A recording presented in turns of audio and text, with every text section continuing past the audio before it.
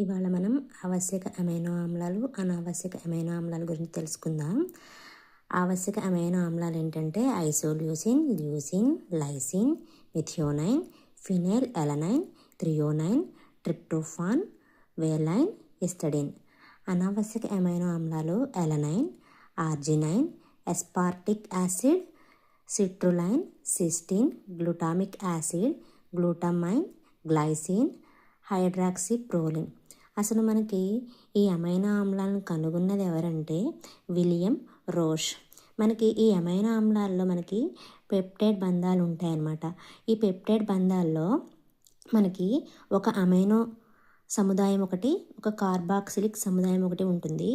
Amino సముదాయం అంటే NH2, carboxylic సముదాయం అంటే COOH. అమైనో ఆమ్లాలని మనం బిల్డింగ్ బ్లాక్స్ ఆఫ్ ప్రోటీన్స్ అని కూడా అంటామన్నమాట.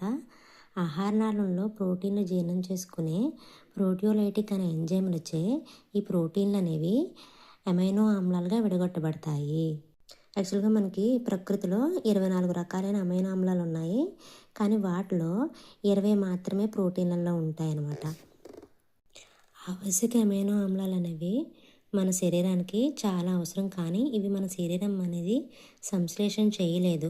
ఆహారం ద్వారానే మనం వీటిని తీసుకోవాలి.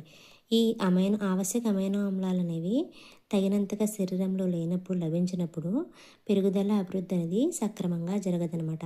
మనకి ఎగ్జామ్స్లో ఈ ఆవశ్యక అమైనో ఆమ్లాలను బాగా గుర్తుంచుకోండి, కానిది ఏది అని అన్నప్పుడు వాటిలో లేనిదని మనం ఆప్షన్గా పిక్ చేసుకోవచ్చు అనమాట.